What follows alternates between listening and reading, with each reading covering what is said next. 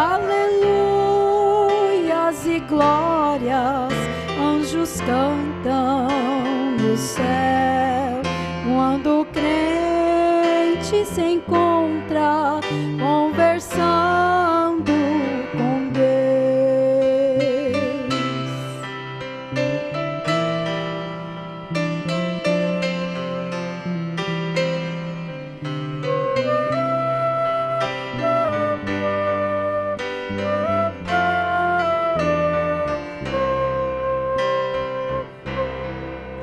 Jesus Cristo ensinou a viver entre as coisas que existem, conversando com Deus.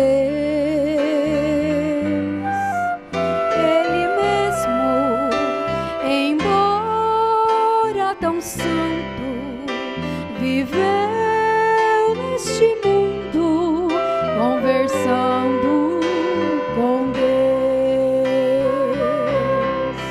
conversando com Deus, o sorriso virá, conversando com Deus, o irmão vencerá.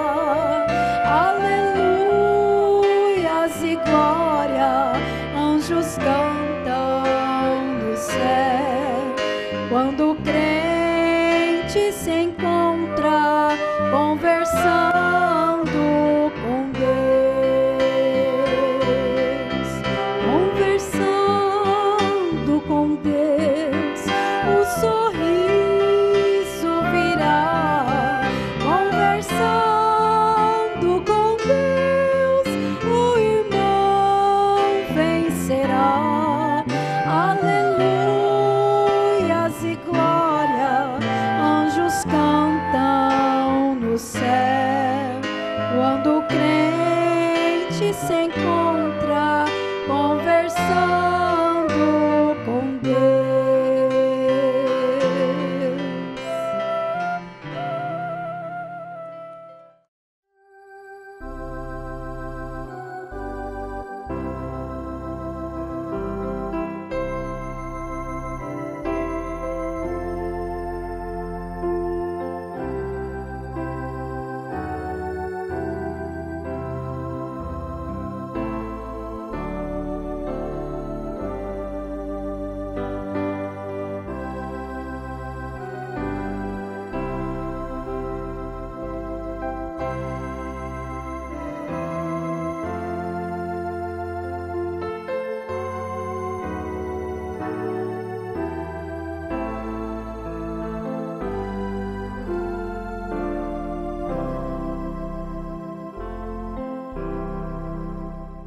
Ouvintes, nós devemos ter conhecimento das Escrituras,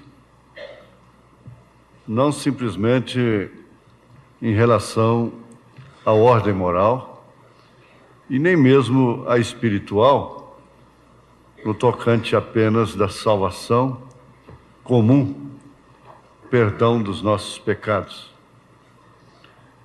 Devemos ter conhecimento das profundidades, porque Paulo fez questão de falar da altura, da profundidade, da largura e do comprimento. Se você não conhece a altura, você vai ficar aquém. Se você não conhece a profundidade, você ficará aquém. Se você não conhece a largura, também. E a mesma coisa com o comprimento, aliás, comprimento. Porque é uma extensão, é questão de dimensão. Altura, profundidade, comprimento, largura. Ora, para tanto, Paulo teria que ser um profeta. O próprio São Pedro disse que Paulo falou de coisas difíceis de serem entendidas, mesmo porque não era para eles naquela época, naquela era.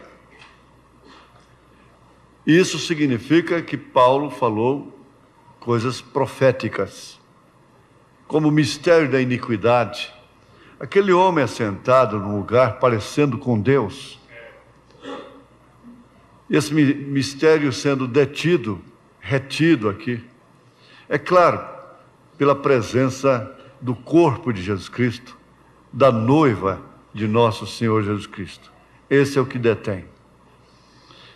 Assim que a igreja noiva for arrebatada, então esse mistério se completará, será liberado, o que culminará na plenitude do ministério da besta, porque ele é anticristo, ele é falso profeta e besta potencialmente. É quando ele receberá todo o poder político, religioso e monetário. Ele fará um pacto com os judeus e dará o calote nos judeus.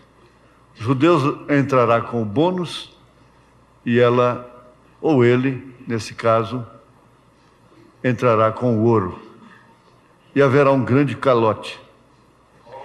Mas isso pouco nos interessa, porque a essas alturas estaremos nas bodas do Cordeiro.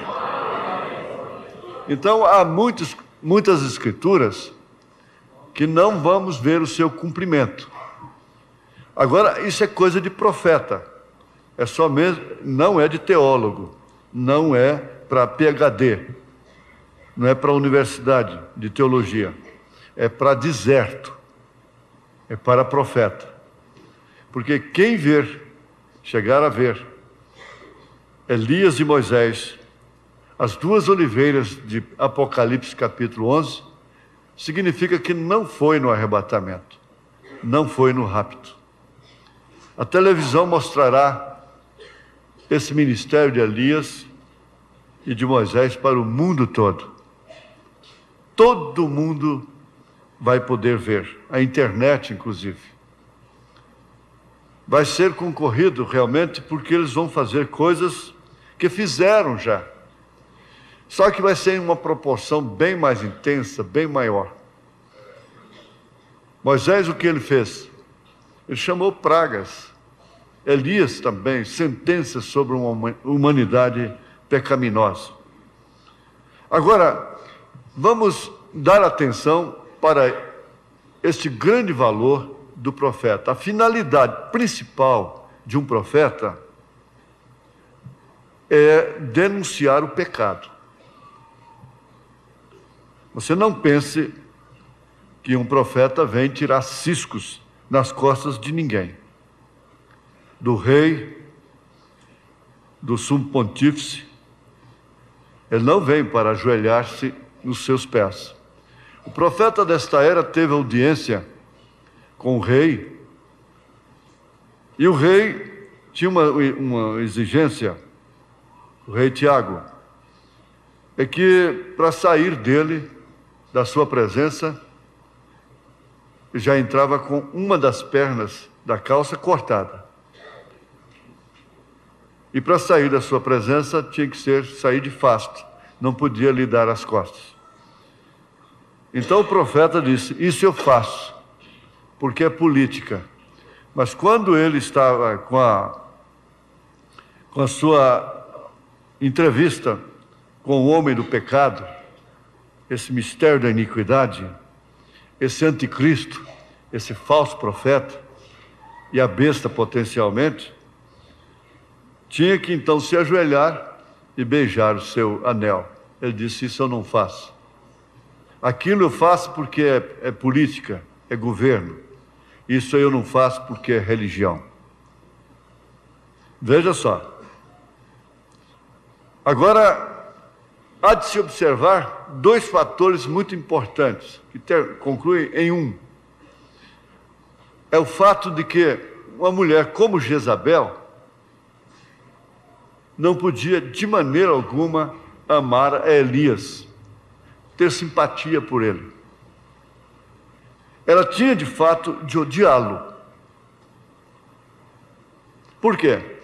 Ela era uma mulher devassa, ela era má, ela era perversa, e ela tinha um espírito de pintar as unhas, de pintar seus olhos, de se fantasiar.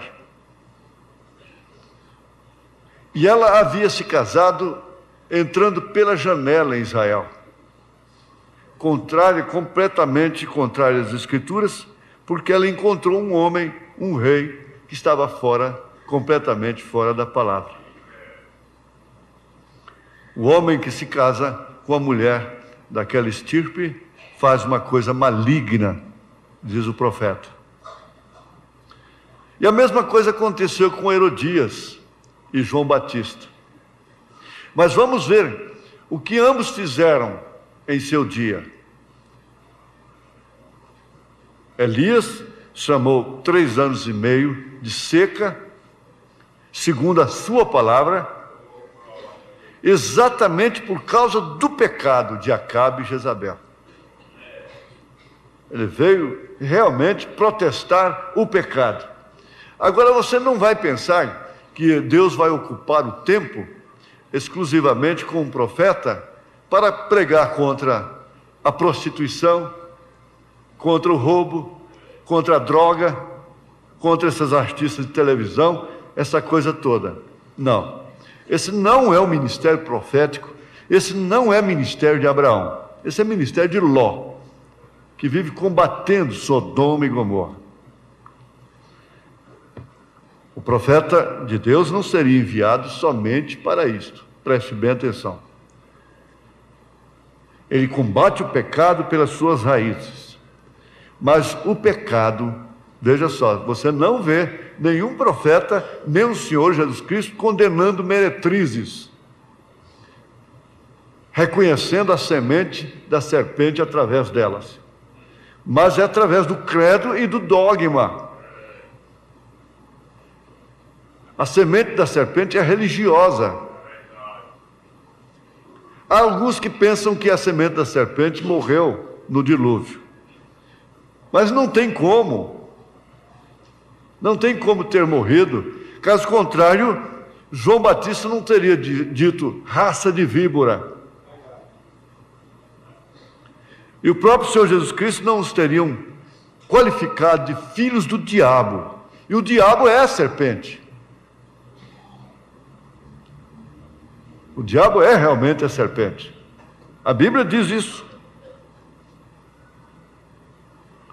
E Jesus ainda proferiu a parábola do joio, dizendo que foi o diabo quem semeou a semente do joio. Então o joio não pode ser outra coisa senão semente maligna, semente da serpente, se referindo ao diabo. Por quê? Caso contrário, nós vamos pensar sempre que a semente da serpente, literalmente, lá no deserto, significa apenas um filho daquele animal ereto que estava em sua classificação entre o chimpanzé e o homem, com faculdade de falar e com todas as propriedades de um homem para gerar um filho. Morreu então a última semente dele, acabou o pecado, se fosse assim. Mas não é, é que o filho da serpente era filho do diabo. O filho da serpente era filho do diabo. Caim era do maligno. João não disse que Caim era da serpente. Ele disse que Caim era do maligno. Ora, o mesmo processo se deu com Maria, do outro lado. E de quem era o filho? Jesus era divino, era de Deus, era do Espírito Santo. Filho de Deus, realmente, porque haveria de nascer de mulher, o próprio Deus. Então nós encontramos que realmente um profeta vem de uma maneira especial para apontar o pecado religioso. Porque moralizar, todas as religiões podem moralizar. Há muitas religiões que dão lição de moral no chamado cristianismo. Lição de moral.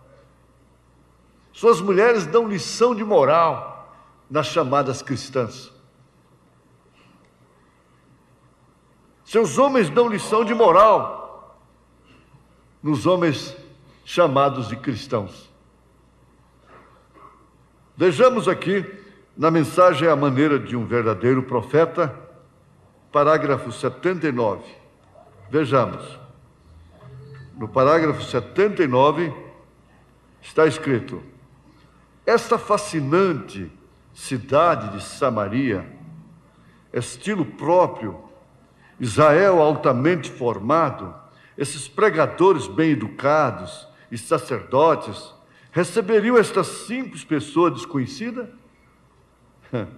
Provavelmente sua gramática era muito pobre. Vindo de uma família pobre no deserto, saiu de casa, chamado por Deus, foi ao deserto para estudar Deus e sua palavra e tornar um profeta. O Senhor o fez nascer daquela maneira. Profetas nascem um mensageiro para a era. Quem Deus, por presciência, conhece a era e tem seu agente lá para apontar o pecado. Veja que é no singular. O grande pecado, o pecado mãe, a incredulidade na original palavra de Deus. Nós temos que a serpente não escreveu uma outra Bíblia para Eva. Não escreveu uma outra sentença. Ela usou a mesma sentença de Deus, mudando uma coisinha apenas. E ali foi tudo, significou toda esta queda. Eva foi enganada e, por sua vez, derrubou o seu marido, porque ele a amava cegamente e por isso caiu com a própria esposa. Eva caiu com a serpente e Adão caiu com a Eva. A serpente jamais poderia derrubar Adão. Teria que ser através da Eva, da sua esposa, o que o levou a trazer a morte no jardim do Éden. Então essas profundidades são de profundo valor, são de profundo interesse para aqueles que realmente estão interessados em alguma coisa que foge dessa rotina religiosa, da coisa que vem como uma passarela, e você já sabe tudo o que vai acontecer, a mesma coisa. E você vai ver um desfile daquele mais sodomita possível. Sempre o andar delas é o mesmo. O andar deles é o mesmo. E seus gestos são os mesmos. E suas maneiras são as mesmas. É simplesmente um círculo vicioso. Agora, Deus realmente leva a sua igreja às suas profundidades. Vamos pensar um pouquinho. Há pessoas que são realmente a profundidade de Deus. José, lá no Egito, ele tinha mais 11 irmãos. Todos eles estavam enquadrados na promessa de Deus feita a Abraão e, consequentemente, a Jacó, o pai deles. Mas a profundidade estava apenas em um, que era José. E por causa desta profundidade, ele foi o que foi. Chegou a ser realmente um tipo de Cristo, odiado pelos seus irmãos, vendido pelos seus irmãos, levado ao calabouço, por causa exatamente de ser uma profundidade em pessoa. Depois foi assunto ao trono. Casou-se com uma gentílica, tipo perfeito de nosso Senhor Jesus Cristo. Há mensageiros que não têm a profundidade em si. Há igrejas que não podem ter a profundidade. Às vezes conhecem as alturas, conhecem até o comprimento, a largura, mas não chegam a conhecer a profundidade daquilo. Há uma profundidade tremenda, manifesta no registro da vida de Enoque. O que se fala de Enoque? Afinal de contas, não existe um livro na Bíblia chamado Enoque. E você encontra um profeta lá no Novo Testamento dizendo assim, que Enoque andou com Deus e Deus o levou para si. Mas falando assim de profecia de Enoque, lá no Velho Testamento fala da sua transladação, mas não fala de sua profecia. E a gente fica a meditar, gente, por que um homem toma um lugar na Bíblia tão significativo, tão importante como este?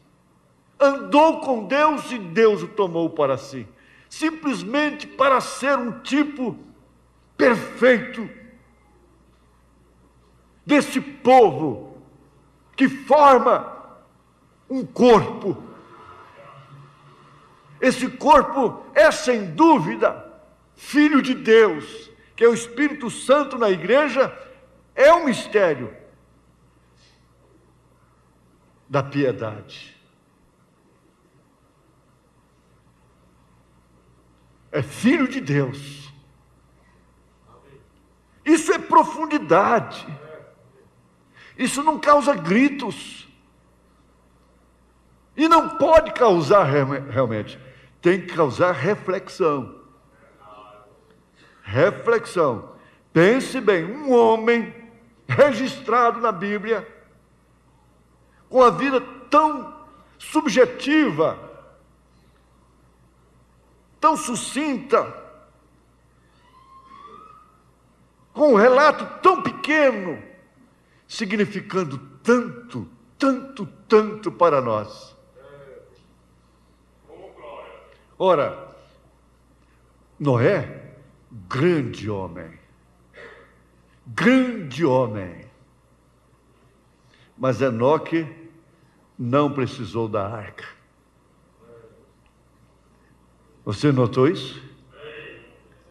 Enoque não chegou até a arca. Ele não chegou à salvação comum. Ele não chegou ao tempo da grande tribulação, ser salvo pela grande tribulação. Porque nós sabemos que as mesmas águas que estavam afogando, matando os incrédulos dos dias de Noé, elevaram a Noé para as alturas. Mas Enoque não chegou lá. Ele não foi até lá. Ora, falando exatamente desse corpo da noiva de Jesus Cristo, que não chegará à tribulação, não entrará na grande tribulação, será arrebatado antes da grande tribulação. Agora, por quê? Gente, preste bem atenção nisto. Por quê? Uns odeiam tanto e outros amam tanto. Porque uns amam tanto e outros odeiam tanto com a mesma intensidade, ao contrário, oposta.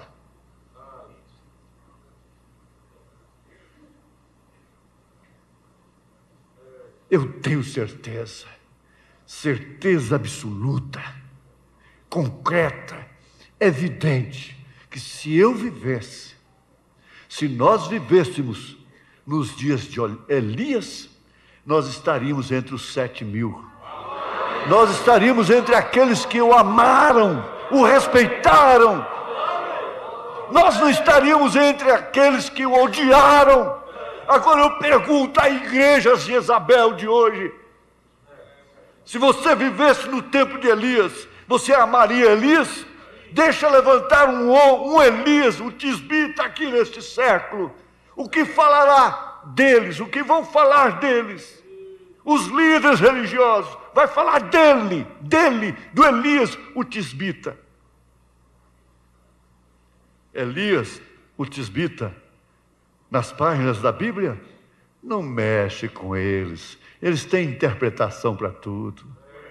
Paulo no papel, não fala nada com eles.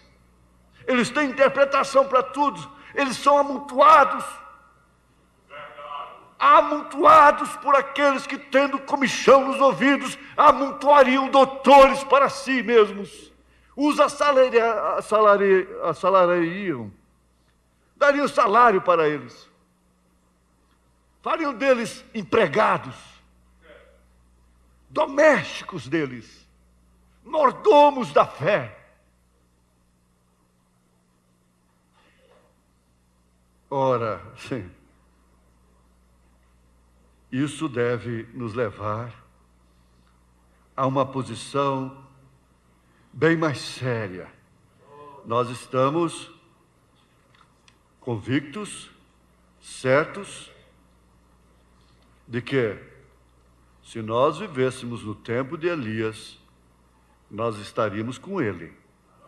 Se nós vivêssemos no tempo de Eliseu, nós estaríamos com ele.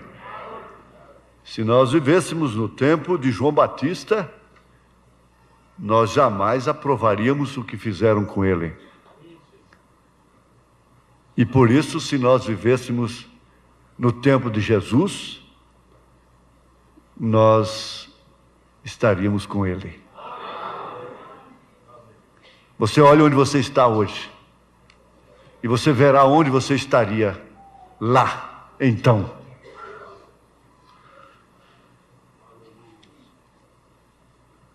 A este profeta, ele não se importava de como ele se parecia, e quanto ele se vestia na moda, se seu cabelo estava penteado corretamente, ou se alguém olhava para ele ou não. Ele tinha a palavra do Senhor, e aquela era todo o seu objetivo, trazer aquela palavra do Senhor. Quem era esse sujeito? Sim, ele era Amós, o profeta. Austero, individual, porém ele sabia onde ele estava parado. Ele sabia o que ele estava fazendo. Ele era um verdadeiro profeta da palavra. Agora, isso aqui é sem dúvida o retrato falado do profeta desta era. Você olha as Escrituras e veja como João Batista viveu, como Elias viveu, e agora você corre, vem depressa para o século 20 e faça um paralelo com a vida de William Marion Branham. Todas as características de um profeta. E a sua tônica foi apontar o pecado religioso. Jamais teríamos coragem, jamais teríamos a ousadia de dizermos: não há coisa como três pessoas distintas na divindade. E o Espírito vem desafiando sucessivas vezes, desafiando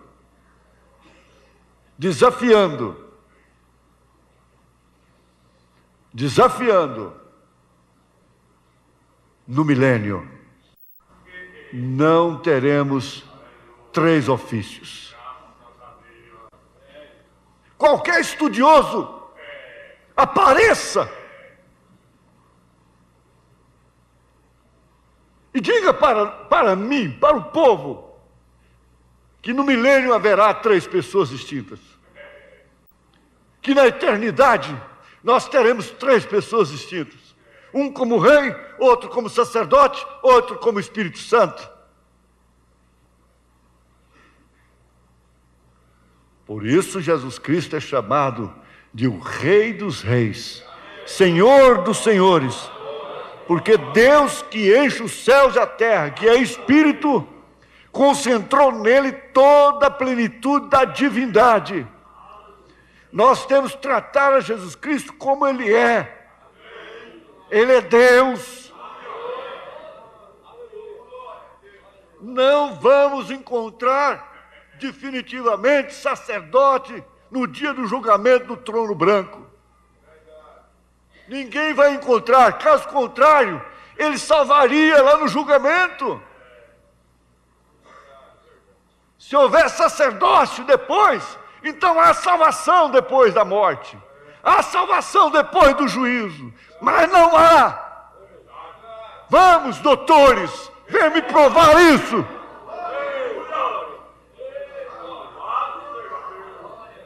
Não há. Há sacerdote agora. Há trono de intercessão agora.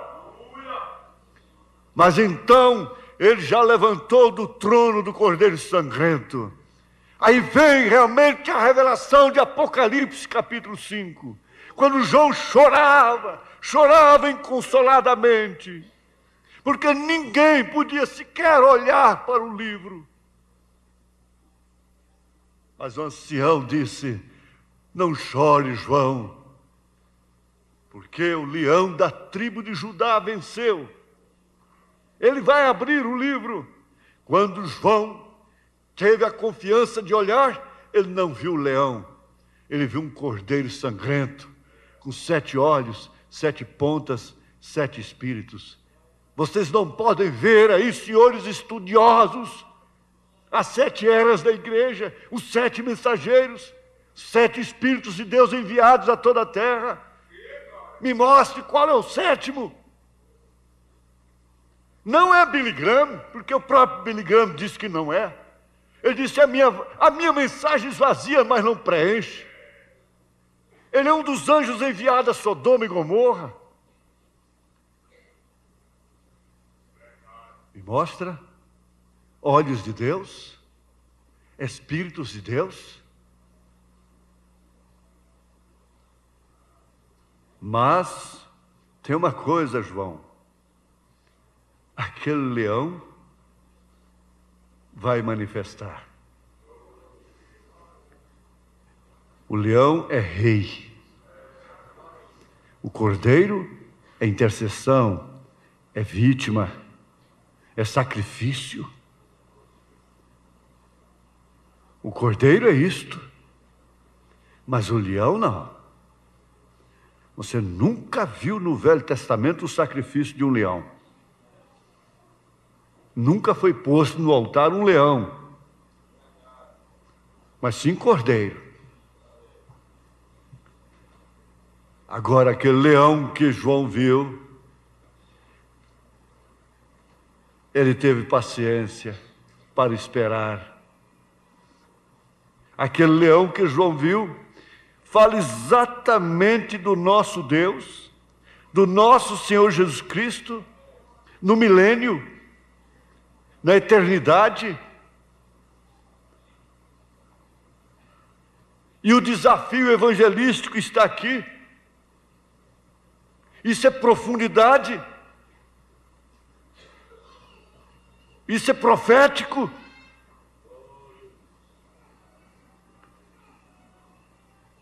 Haverá cordeiro depois da ressurreição? Haverá cordeiro no milênio para interceder? Haverá sacerdócio? Não. E o que vocês então vão fazer com suas 3 pessoas distintas? Elas vão vos condenar em suas próprias consciências. E o profeta de Deus veio exatamente do deserto, sem nenhuma aparência, e somente um profeta de Deus poderia tirar essa máscara. Isso afeta a grande prostituta de Apocalipse 17 diretamente. E por isso, ela, como Jezabel, como Herodias, jamais poderia amar o profeta de Deus desta era. E vocês sabem que, afinal de contas, foi o pedido da filha de Herodias, foi a palavra dela, ela falou a palavra para o rei, e logo a cabeça de João Batista estava no prato. Vocês podem ver que quem mais vai perseguir a mensagem, o profeta de Deus e seus mensageiros, são as filhas da grande meretriz. A grande meretriz nem entrará muito nessa questão, como não tem entrado. Mas suas filhas entram diretamente.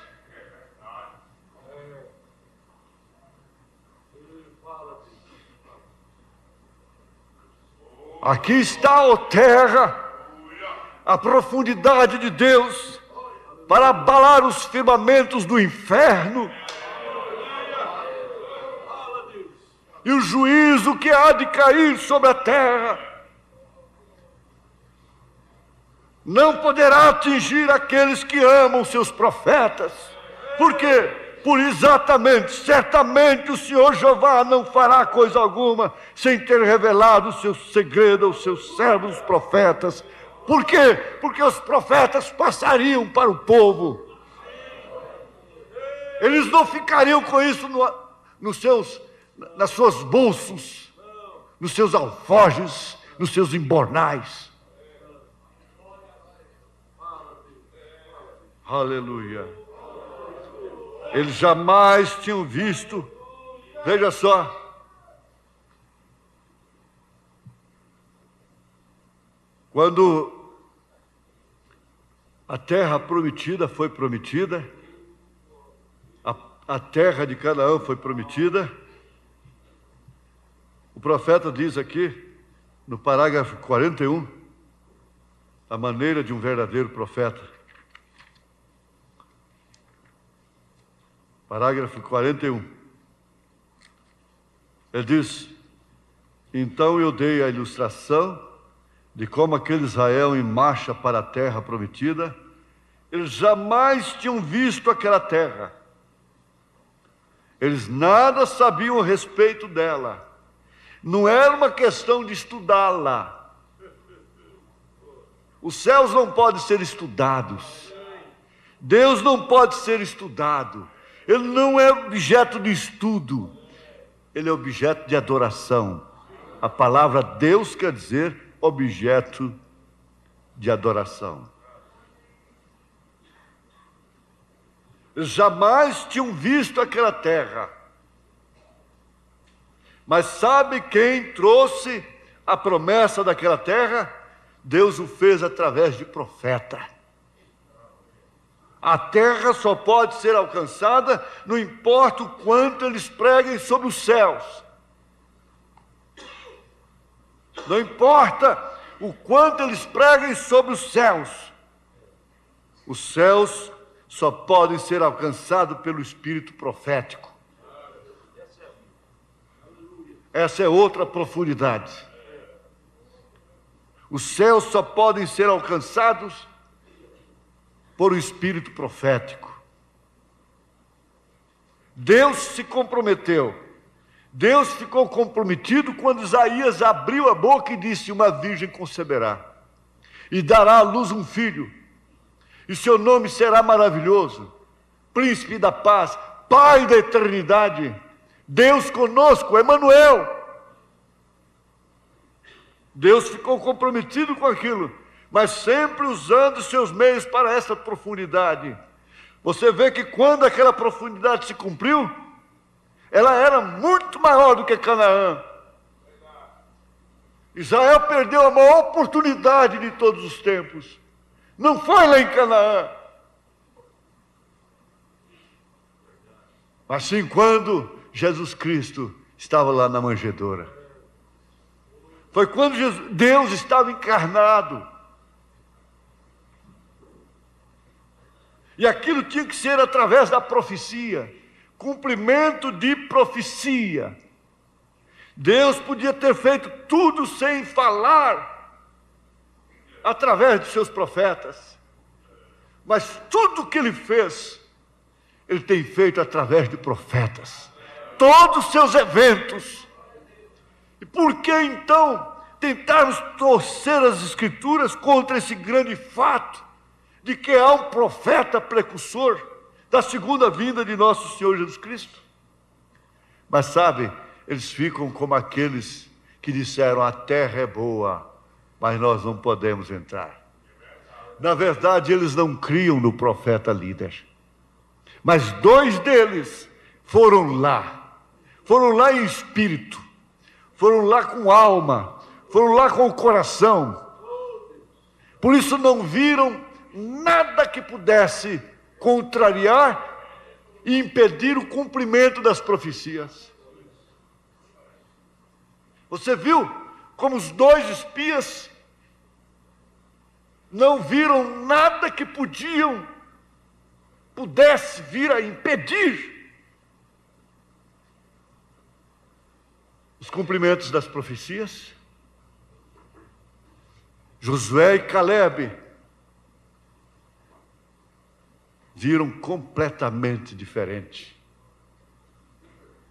Paulo foi lá em cima. Ninguém tem noção perfeita do que seja céu, do que seja essa promessa. Mas Paulo foi lá. E o William Branham também foi levado lá. Por isso o evangelho que eles pregaram é como daqueles 2 espias. É como de Josué e de Calebe. É necessário deixar toda a razão. É necessário deixar tudo que é incredulidade. É necessário tirar o véu para ver as promessas de Deus. O povo está enganado, gente. O diabo pegou os dons carismáticos e está engolindo o povo. Está fazendo o que bem entende com o povo, mas menos com o povo eleito, menos com o povo predestinado. Isso por quê? Porque os eleitos não estão atrás, não estão em busca somente de cura, de solução de problemas, de prosperidade financeira. Não. Eles sabem perfeitamente que nunca lhes faltará o pão e que o diabo nunca poderá tirar a vida de sequer um segundo antes. Sabe perfeitamente e confiam desta forma. Por isso não deixam sua fé ser negociada.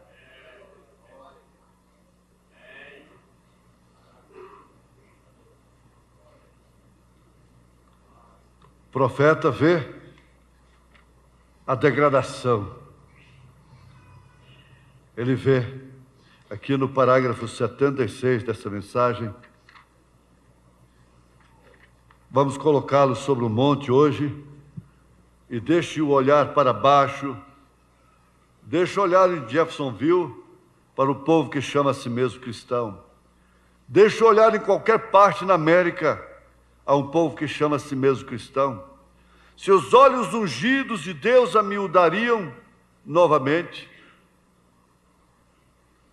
Suas mãos torceriam em sua barba. Por quê? Ele não vê a fascinação e a prosperidade que o mundo vê. Ele vê o afastar de Deus. Ele vê a decadência moral do povo. Ele vê a apostasia da nação. Ele vê a depravação na igreja, como poderia fazer qualquer coisa, exceto amiudar seus olhos o suficiente para penetrar nisto, de modo que pudesse despedaçá-lo. Qualquer um filho de Deus que tiver um espírito de Elias, tiver uma fagulha do espírito de Elias, não tem prazer no litoral, não tem férias, não tem descanso em litoral, naquele sodomismo. Não há paz no coração. Pelo contrário, se torna uma tortura, se torna um inferno. Mas como há gente que enche os olhos, marcam suas férias para aqueles, o pior do inferno, e são encabulados com novidades de Paris, de Rio de Janeiro, de Nova York, de Tóquio, dos Caribes, seja de onde for. Quanto mais evoluído, quanto mais prazeroso o lugar, mais um profeta amidoaria seus olhos e viria quanta degradação moral, quanta desgraça está acontecendo. E não há ninguém que possa estar sintonizado com o espírito profético, que possa sentir-se bem, que possa encarar isso como descanso.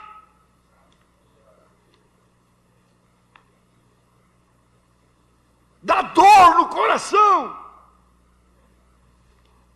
dá peso na alma, dá ressentimento no espírito. Não é aquela falha humana, não é aquela espora que o inimigo coloca na sua carne, aquela aflição que ele coloca na sua carne, que te condena. Mas seu coração dói, seus olhos lacrimejam, seu sono vai embora, você não consegue descansar.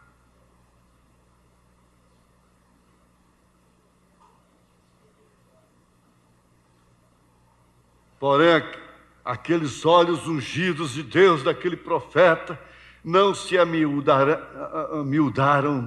por causa da fascinação, como alguns turistas, é o parágrafo 69, mas sobre a corrupção moral pelas pessoas que foram chamadas a serem abençoadas de Deus. Seus olhos não olharam no deslumbramento da cidade, cidade luz, Paris, cidade maravilhosa, Rio de Janeiro, cidade isto, cidade aquilo. Ele jamais gastaria um centavo em direção a esse rumo. Eles não estreitaram por causa do deslumbramento, foi por causa da indecência e da corrupção de um povo que tinha sido chamado para ser o escolhido de Deus, e agindo numa maneira tal como aquela. Não é de se admirar que ele dissesse: bramiu o leão, quem não temerá? Deus falou, e quem se manterá sem profetizar? Quando Deus fala, eu sou profeta. Quando Deus fala, eu estou no lugar do profeta. Ele viu a corrupção, a decadência, aquilo era para o que ele estava olhando. Foi quando ele viu tudo aquilo, isto não o atraiu, isto o afligiu a sua alma. Por quê? Ele era um profeta, ele sabia o que Deus tinha prometido abençoar, e que bênção era, e como o povo age com a bênção. E o diabo tinha pervertido em seus dias do que era uma bênção realmente, tornou-se uma decadência moral, uma maldição. Uma bênção para agradar os olhos e apetites de um povo não convertido é a bênção carismática de hoje. É a bênção dos malambaristas, é a bênção do rock, é a bênção da música quente, através da vontade, do caminho de Deus e a maneira de vida de Deus. Isso só poderia ser uma maldição e não uma bênção. Deus vos abençoe em nome do Senhor Jesus Cristo. Nós temos a graça a grande bênção de termos crido numa mensagem precursora, na mensagem de um profeta de Deus.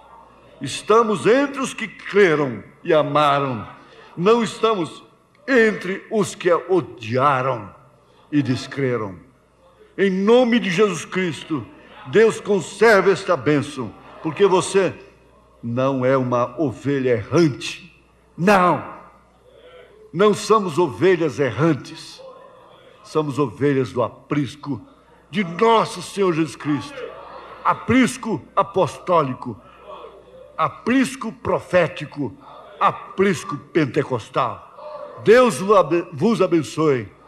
Com fé no seu Filho, a fé que vence o mundo.